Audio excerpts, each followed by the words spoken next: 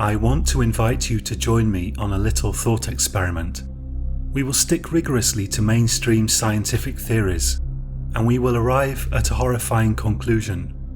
You may know that in 1925, in the Weimar Republic period of Germany, Werner Heisenberg published a paper on a new kind of physics that he had invented.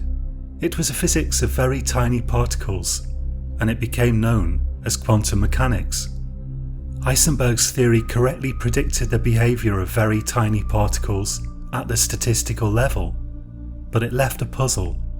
The theory produced seemingly absurd results when applied to objects of the kind of sizes with which we are more commonly familiar, such as chairs or people or cats. It's one thing to suggest that an electron may exist in two different states at the same time, as Heisenberg's theory seemed to indicate. It's quite another to suggest that a cat may be both alive and dead at the same time, as Erwin Schrödinger later pointed out. This puzzle in physics, as yet, has no commonly agreed solution. There are actually several different theories about how it might be resolved, and none of them can be proven any better than the other. One such hypothesis is the so-called many worlds interpretation of quantum mechanics. This has several different versions differing in various details, but they all have in common the idea that the universe really consists of a large number of different universes, in effect, all existing together.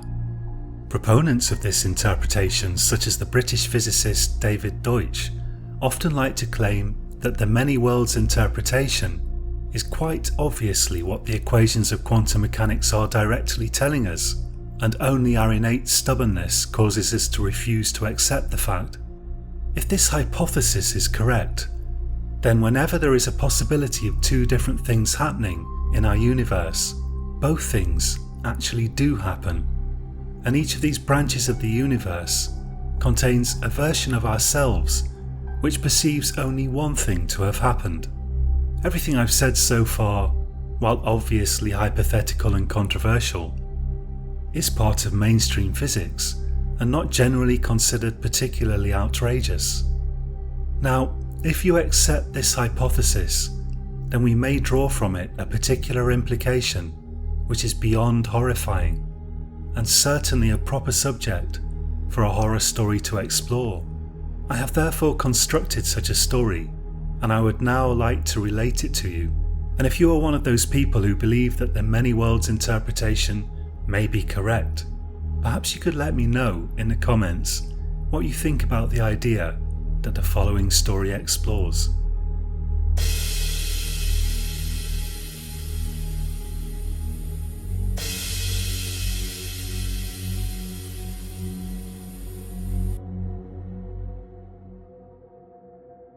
You may have heard of the now defunct Eleusinian Times.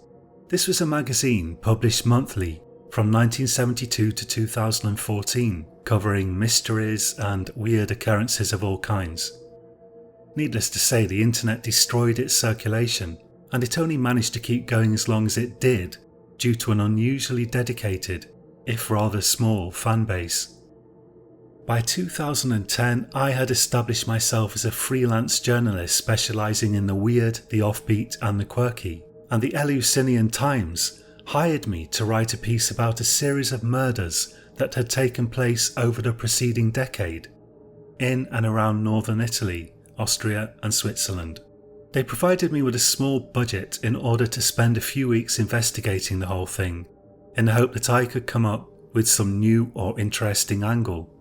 You see, at the time, there was quite a debate raging about whether these murders were all connected or not, and most people increasingly thought that they were. But if so, what was the motivation of the murderers? Who were they? And where would they strike next? The first murder occurred in Trento in the north of Italy. Someone had broken into a man's house and stolen everything of value, but they hadn't stopped there. No, they had tied the poor guy up and tortured him to death. It is not necessary to dwell on the horrific details of what they did to that man. It is sufficient to say that even the police were sickened by it, and they assumed the torture killing must have been some kind of revenge attack and the man must have been a member of some unsuspected criminal organisation, or at least a drug dealer. It emerged that the man ran a small vegetable shop, he hiked for a hobby, and there were no signs of him having been involved in any criminal enterprise at all. Forensic evidence indicated that 2 people had probably been involved in the man's murder, but they had littered the scene with the DNA of at least a dozen random strangers to confuse investigators. It seemed they had collected hairs probably from public conveniences, and had even scraped spittle off the pavement, just so they could salt the scene of the crime with it in an effort to thwart investigation. Some of this DNA was traced to a man in Milan who was ascertained to have not left Milan in at least a year, and whose only crime seemed to be that he liked to spit on the street. Even those who felt he should have been prosecuted even for this had to admit that his crime was certainly not on a level with what had occurred in Trento. Naturally, everyone hoped this would be a bizarre one-off. Then a horrific incident occurred at a small town in the mountains of Austria, where a couple were killed in their own home. Again, horrific torture was involved, and again there appeared to be no real motive other than the theft of some valuable items. It took 3 months for the police to connect the 2 murders, which, after all, had occurred in 2 different countries. But once connected, it was clear that there were many points of similarity between the 2 incidents. Once this was realised, a task force was put together involving police from Italy and Austria, and further forensic expertise was brought in from Germany, but no real progress was made. The next 2 incidents occurred in Austria and then in Switzerland, respectively. In the first, a young woman was murdered, again in her own apartment, and then an entire family of 4. All of these crimes had occurred in or around mountains. All were believed to have been carried out by 2 men, and all involved pointless torture. What's more, it seemed the perpetrators were travelling along a line that swung northwards from Trento and then west into Switzerland. It was as though they were travelling between alpine towns and villages, in fact. There was then much speculation about where they would strike next. Some thought they would carry on to the west and strike somewhere near Bern, while others argued they would follow the line of the mountains towards Geneva, or perhaps head towards the Matterhorn. In the end, the latter camp were proven correct. An old man was brutally murdered in his own house in a village not far from Arola, Switzerland. This time a witness spotted 2 figures wearing black clothing and ski masks leaving the scene.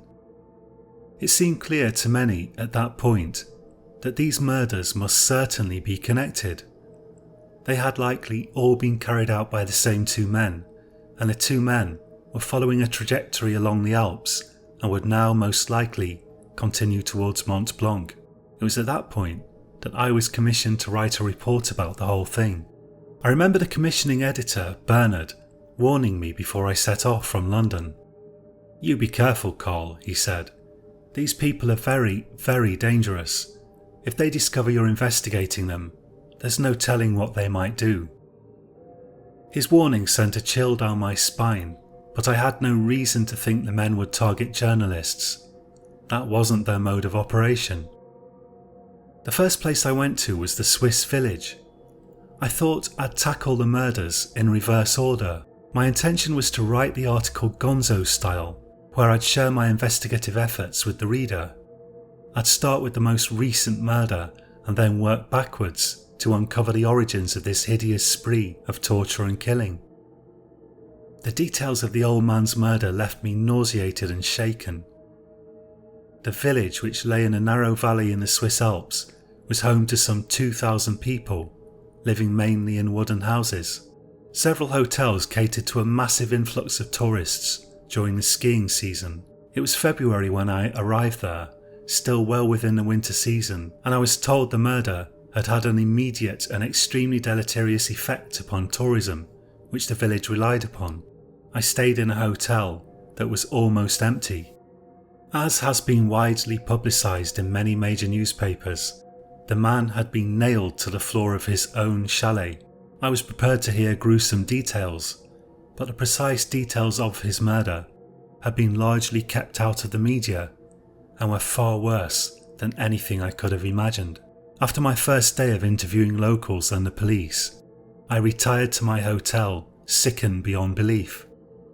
I almost phoned the Eleusinian Times then and there and told them what they could do with their assignment, but the fact is that I needed the money, so I managed to restrain myself.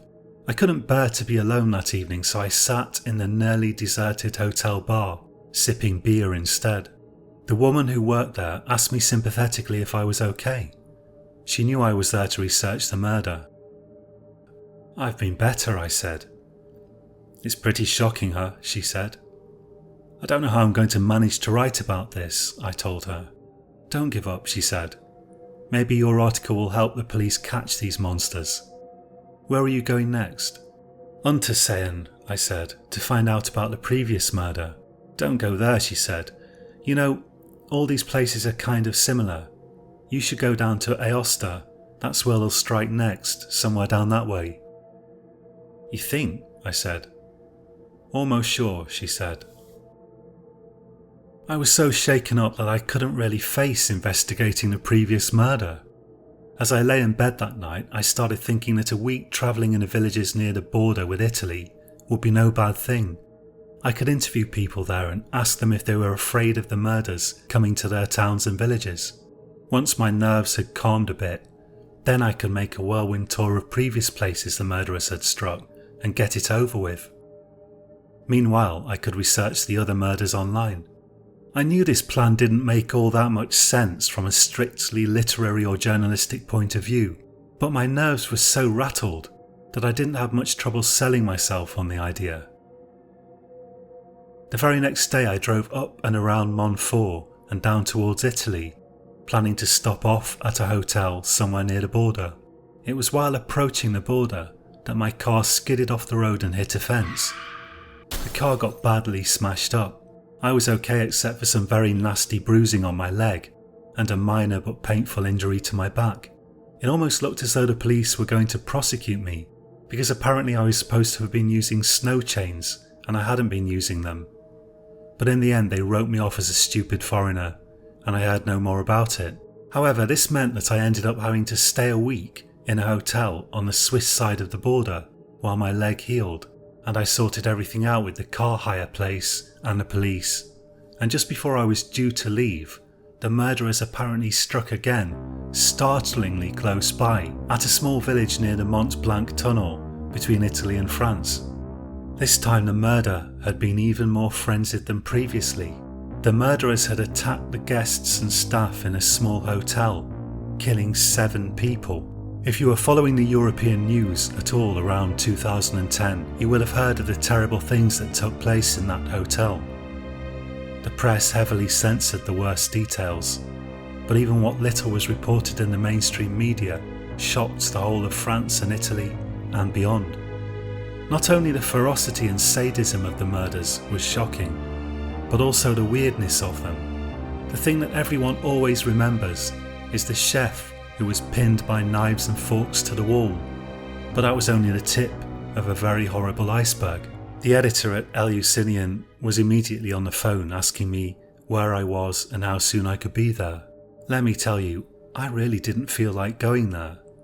I had realised by then that I just didn't have the stomach for that kind of reporting. I was more of a reporter on weird and quirky things, not horrific things like this. But I had no real choice if I wanted to get paid, so I hired another car and drove to the village the very next day after the murder had actually happened.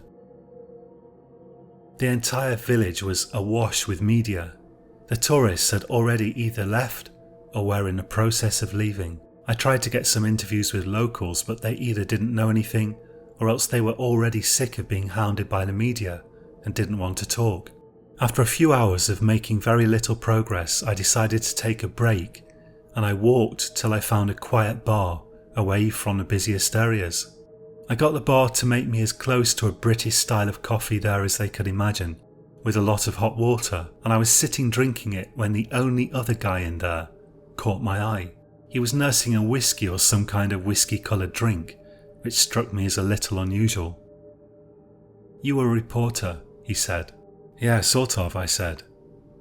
"Investigating the murder?" I'm writing an article on the killers, I said. He nodded. There's something that's not right, he said. What do you mean? Go to the house at the top of the path to the north. Talk to Maria, he said. She knows something, I asked. That's all I have to say, he said, and he downed the rest of his drink in one go and left, passing some coins to the bartender on his way out. Don't mind him, said the bartender. He knew the people who were killed. He's not so happy. I completely understand, I said. I finished my coffee and walked to the north of the town, looking for the path the man in the bar had mentioned. It wasn't hard to find. To the north, the village sort of thinned out until there was only one winding gravelly path remaining, ascending the hillside. One house stood out beyond all the others. I hiked up to it, breathing heavily from the exertion, and knocked on the door. A woman of about 50 years old answered, and she confirmed that her name was Maria. When I told her about the man in the bar, she seemed to know exactly who he was and to what he was referring. She didn't speak much English, but between her bad English and my bad Italian, we were able to get by. She told me she had seen two men walking up the path, only an hour before the murder had occurred. She had been sitting watching the path from her window, and they had given her evil looks, she claimed, but they had continued on their way. The curious thing was they hadn't come back down again, and there was no other way back into the village. I already said to the police, she said. They think she tapped her head. Crazy, I suggested. Si, she said. I thanked her and left, continuing on my way up the path. I was curious as to whether I might get a good view of whether the path actually led if I carried on a bit. The map seemed to indicate that it simply stopped and went nowhere, but I soon saw that in reality it thinned to a dirt track and continued up the hill. There was a kind of shack or shed up there.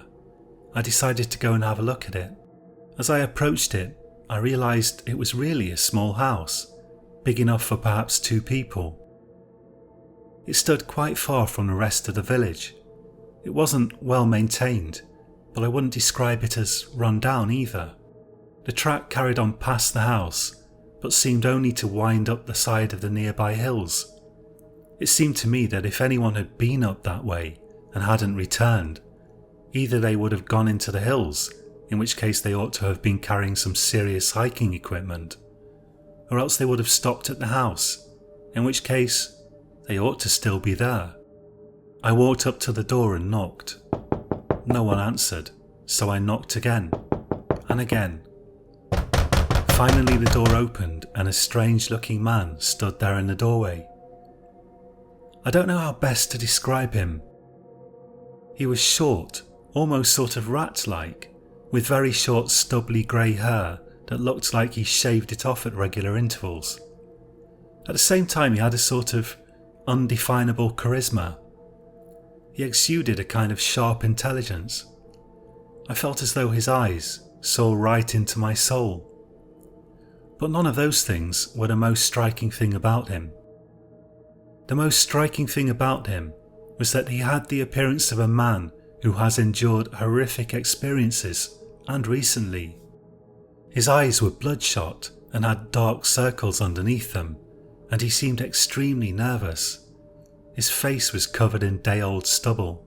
He spoke first in the local dialect, but after I asked him if he spoke English, he said, "What do you want?" with little trace of an accent. "I'm told 2 men may have come here recently." "There are no men here," he said, and shut the door. It was pretty clear from his demeanour that something funny was going on. My curiosity was piqued, and frankly, I was also concerned for him. I once interviewed a man who had recently been held hostage by a sociopath for 3 days, and he had exactly the same look about him as this chap. I knocked on the door again. He didn't answer. I knocked again, no answer. The door had a box for letters, so I pushed it open and shouted through it, "I know something's going on. I'm calling the police." At this he ran to the door and flung it open. Then he grabbed me by the lapels of my jacket and physically yanked me inside. "Who are you?" he said. "A journalist," I replied. "What are you doing here?" he said. The room we were in was dusty and full of spider webs. There was a small kitchen to one side, and the rest of the room was taken up by a table and an old sofa. On the table were some scientific documents and an ashtray overflowing with cigarette ends. "I'm investigating the murders," I said. At this he turned an ashen grey. "What murders?" he asked. Was it possible that he didn't know about the murders? "In the town," I replied. "Yesterday, 7 people." He let go of my lapel and crashed down onto a wooden chair. Then, with shaking, nicotine-stained hands, he took out a cigarette and lit it. "Shut the door," he said. I obeyed and took a seat at the table. I noticed there was an ugly yellow bruise on one side of his face, as though someone had struck him recently. "What time were these murders?" he said. "About 7 in the evening," I replied. At this he appeared to almost gag, and he turned an even whiter shade of pale than previously. "You're sure?" he said. "At 7, not 5? "Yes, quite sure," I said. "Why does it matter?" The hand that held the cigarette was shaking like a leaf. "It's over," he said. "It's all over. I'm ruined." I wasn't sure if he was talking to himself or to me. I tried to snap him out of whatever unpleasant reverie he'd fallen into. "2 men came here yesterday," I said, taking a chance on my suspicions being correct. "I want to know what happened to them." He seemed to almost jump. "Ah yes," he said, half laughing with a terrible tense nervousness. "The 2 men, those guys, I wouldn't worry about them." "What do you mean?" I said. For some moments he regarded me silently, puffing away on his cigarette, trembling almost convulsively. "What do you know about many worlds?" he said. "The interpretation of quantum mechanics," I said, wondering if I'd heard correctly. He nodded. I was somewhat bewildered, but I thought it best to humour him. One thing I've learned as a journalist is that people don't always respond well to direct questioning. Sometimes it's better to let them lead the conversation for a bit until they begin to relax. "It has its origin with Hugh Everett in 1957, I said. "It proposes that it's possible to make sense of Dirac's equations by assuming that the universe is constantly branching into multiple separate worlds, each coexisting side by side." "Very good," he said, lighting another cigarette from the butt of the last one. "You know your physics, mister?" "Carl Adams," I said. "My name is Antoine de Witt," he said. "Dr. Antoine de Witt. Let me explain something which you may not realise. The many worlds theory essentially tells us that everything that can happen does happen. You know what this means? It means there's a world in which the worst possible thing has consistently happened since the dawn of time." He began to laugh to himself unevenly. "I suppose," I said. "But such a world wouldn't be inhabited. People would have died out or never existed in the first place." "That's not the worst possible world," he said. "The worst possible world is one in which people, or something like people, exist only to suffer. That world must exist, if many worlds is correct. That world, Mr. Adams, is a hell." I was starting to wonder if he might be one of the murderers himself. Or perhaps the police had been wrong about there being 2 of them.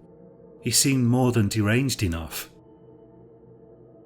"I don't understand what this has to do with anything," I said, "about the 2 men. "Of course," he continued, "there is no provably objective truth about what the worst possible outcome actually is in every case. But if we accept the many worlds hypothesis, then we must accept that there are worlds in which the worst things have happened continuously and repeatedly, to a staggering extent, however you define worst.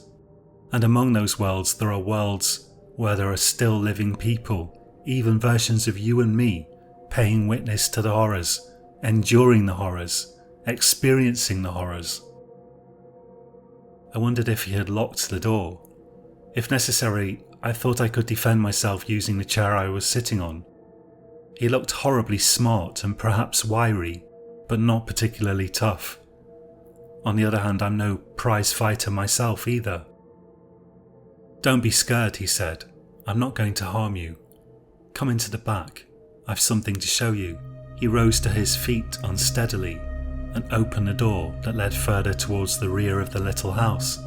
I hesitated, torn between wanting to get my story and not wanting to risk my life with this madman. Come, he said, in the tone of a parent encouraging a small child. I found my feet, walking towards the door. We emerged into what must have been the biggest room of the house.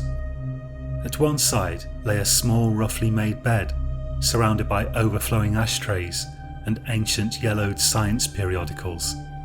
At the other side, taking up an entire wall, stood a huge and rather hideous machine, a thing the like of which I've seen only in nightmares. Ta-da! He said, sweeping his hand in the manner of a circus performer or a magician. What is it? I asked. It's a re-entangler, he said, a machine which can create a tunnel from one branch of the quantum universe to another. That's impossible, I said, laughing hollowly. This seemed to make him angry. Is it? He said, and he began flicking switches, pulling levers and adjusting dials, in the manner of a man well accustomed to the process. Is it? He shouted. Something was forming in the middle of the machine, a kind of blue mist. I found myself almost mesmerised by it.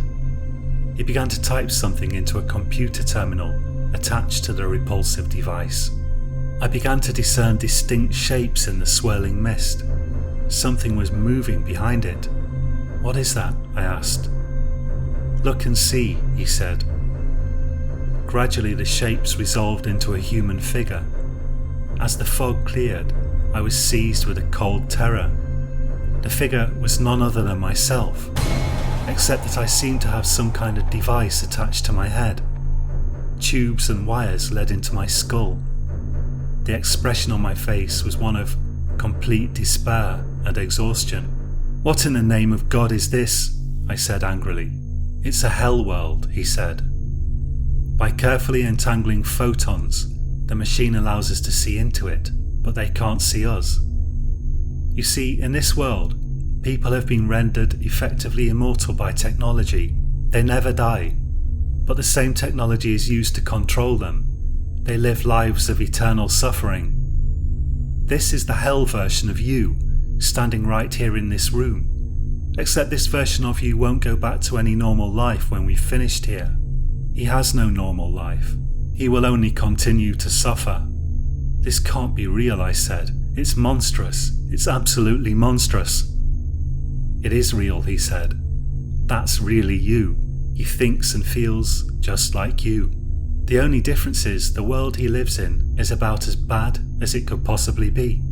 I found it algorithmically by searching for worlds where the people of our world have only just managed to survive in something like their usual form. He pulled a lever and the horrible vision faded, leaving behind only wisps of blue mist, which quickly dissipated. What does this have to do with those two men? I asked, deeply unsettled.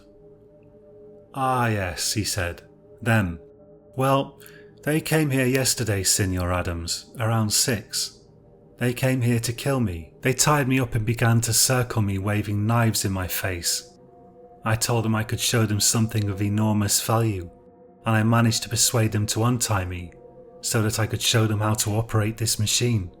I opened the machine onto the most hellish world I could find, but inside a house I happen to know of that contains some rather valuable articles, and also happens to exist at a rather higher altitude than we are here. When they peered in, I fully opened the connection to the other world, and they were sucked in due to the difference in air pressure. I narrowly escaped being sucked in myself, and there they are now, suffering. I was clearly dealing with a madman, but it was equally clear that his elaborate machine did something, whether it was quite what he claimed or not. As everyone knows, genius and madness are closely linked. What kind of world was this exactly? I asked. A world where people have become effectively immortal and they know only pain and anguish, he replied. A world that ours may one day become, if only the progress of science continues and good people abdicate all moral responsibility. That's horrific, I said. You mean they'll suffer forever? Forever is too long a time to be truly meaningful, he said. Better to say, they'll suffer for millions of years. No one deserves to suffer for millions of years, I said. They've murdered a lot of good people, he said. Certainly enough to condemn them to hell from a Christian point of view. I believe the punishment should fit the crime, I said. Certainly they deserved life in prison after a suitable judicial process. But this... I see you're a liberal, he said. I am not a liberal, Mr. Adams. I believe in evil. Some men are evil in their very souls. These men showed by their actions that they deserved the ultimate punishment. I stared at him aghast. I had no idea what he might be capable of or whether his story had any truth to it. I fervently hoped that he was deluded and that his machine had shown me only a kind of realistic animation. Then I remembered a very salient possible objection to his assertions. This doesn't make sense, I said. The last murder occurred in the town at almost exactly 7 in the evening. Really, it was more like a massacre. Murder hardly does justice to what actually happened. You're saying these men came here around 6? Then do you mean to tell me someone else committed the terrible killings that happened at 7? The twisted triumphant smile that had played on his lips faded instantly. A look of enormous pain appeared in his eyes. I've omitted a rather crucial detail, he said. You see, before I was able to deactivate the machine, something emerged from the hell world and escaped from my house. What kind of a thing, I said, shocked by the outrageousness of it all. I don't know, he said. No living being could have resisted the huge differential in air pressure. It must have been something insubstantial, but, I believe, incomparably evil. Something that does not exist at all in our world, or didn't until now, but that had formed somehow in the hell to which I sent those swines. I passed my hand over my forehead. I felt distinctly dizzy. But you've unleashed something that was even worse than those men, I exclaimed. He hesitated and again seemed to almost choke. Then he said, Yes, something truly vile. I don't know why I said it, but the events of the past minutes had been a shock to my system, and I felt a little unhinged. I said to him, You're worse than them. You yourself deserve the fate to which you condemn those men. He stared at me blankly, his face draining of all remaining vestiges of colour. Yes, he said, you're right. That is why I have passed sentence upon myself. I was hesitating when you arrived, but now I see that the punishment must fit the crime. He pulled a lever on the machine and began to type something at the terminal. What are you doing? I said frantically. I have stared too long into the abyss, he said, while typing at his keyboard. Again a blue mist was forming in the machine. Stop this, I said. I have lost my very soul, he said. Mistaken myself for God, or perhaps the devil. He stopped typing and straightened up to face me. Goodbye, he said. At that moment a gaping hole filled with white swirling flames opened up in the machine, and an enormous rush of air sucked him clean into it. I too was inexorably pulled towards the white flames. It was as if someone had opened a door on a plane cruising at 35,000 feet. The wind was positively cyclonic. I grabbed a pipe that emerged from the wall, but I knew I would not be able to hold on for long. Then, just as soon as it had started, it stopped. The rush of air ceased. My ears popped painfully as the air pressure in the room returned rapidly to normal. Sparks began to fly from the machine, and I saw that a greenish gas was starting to spill out of one of the pipes, and electric arcs were flickering across exposed wires.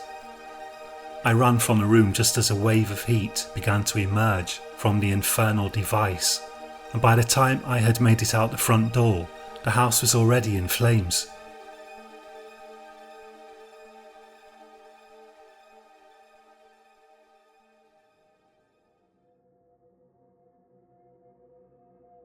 These events now happened over a year ago, and there have been no further reports of murders that fit the previously established pattern. I haven't returned to the Aosta Valley since then, but sometimes I look at the photos and videos I made when I was there, and I wonder whether something formless and evil may be wandering through the mountains, perhaps even making its way to some more substantial civilizational nexus. Then I shake myself and I tell myself that De Witt was simply mad, his machine no more than a silly trick of some sort, and that his body, which was never found, was doubtless consumed in the flames. As for the murderers, perhaps there was simply confusion over the times that they were seen, and perhaps they also perished in De Witt's mountain hut of madness, tied up in the back somewhere. They still haven't been identified, although several possible theories as to their identities have been raised. Perhaps most promising is the theory that they were two German men, two brothers, avid skiers, who went missing in 2009 and were presumed to have died in a skiing accident in a remote part of the Alps. The two men in question are speculated to have endured difficult childhoods, but on that topic conflicting accounts have arisen. In any case, what kind of difficult childhood could possibly motivate anyone to behave in such a manner? Sometimes I fall to wondering if De Witt might not be right. Evil exists as a thing in itself, and from time to time it consumes the souls of men.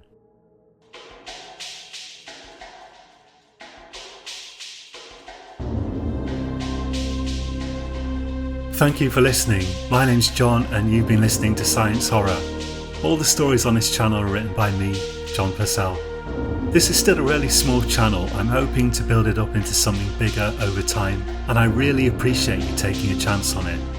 If you like this story, please give the video a like and do consider subscribing if you haven't already subscribed. Thank you so much. Next week I have a story for you about a man who wakes up in the night to find something truly awful sitting by the side of his bed. Do join me again for that, and until next time, sleep well.